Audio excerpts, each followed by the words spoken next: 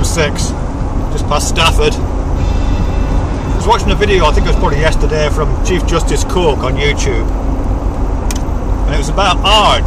And he was saying basically, if I understood him correctly, that the people are spending too much time looking at other people's art and not enough time making their own.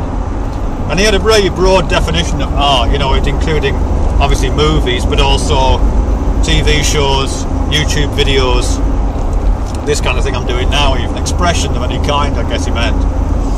I think in a way he's right. I personally think there's just far too much art in the world. Far too much art.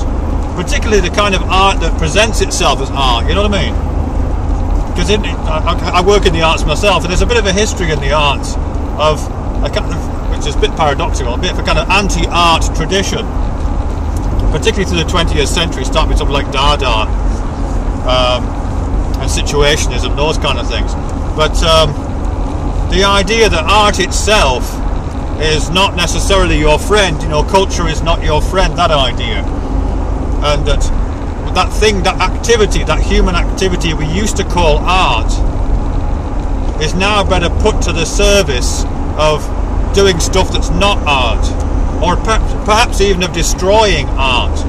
A lot of the anti-art movements of the 20th century, as I say, are really about questioning or attacking or taking the piss out of a kind of bourgeois understandings of art, and the idea of art as a commodity that could be bought and sold in the marketplace, or art as something that's glamorous and that seduces you with its glamour and it takes your mind off the real world, those kind of ideas, you know, which historically art is not supposed to be about. That may be part of it, but that certainly wasn't a major part of it until really recently, until it became part of commodity culture, really.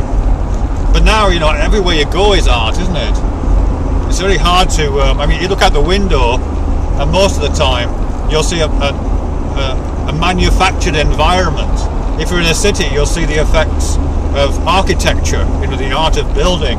If you're in the countryside, or if you've got a nice garden out the back, you'll be subject to the art of horticulture and the art of land management and the art of gardening, the art of topiary, you know.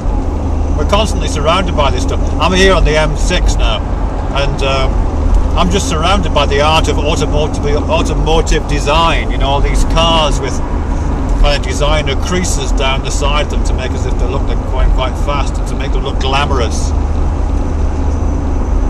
You know, it's art everywhere you go, isn't it, really? And that's, weirdly enough, the opposite of what art should be, really, you know? If art is about anything, for me, and this is only my interpretation of it, it isn't about gussying up the world and making it look attractive, or selling you a certain product or a lifestyle, or papering over the cracks in your understanding, or I don't know, any of those things, really. It's a kind of I don't know, it's a toolkit to prise open the world in some ways, or to reveal its hidden workings. I don't know, it's lots of different things anyway, which is just not used at right now. So if anything, I think we don't need to make more art. I think we need to not make art, or we need to destroy art. We need to say, no, culture is not your friend, art is not your friend. You know, and disown it, and throw a spanner into it, you know, to be art Luddites, throwing spanners into the works, really, I think.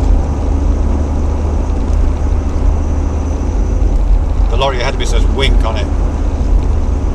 It's got two doors. Well, I think it should say Winchester, but the second door hasn't got the logo on it, so it just says Wink.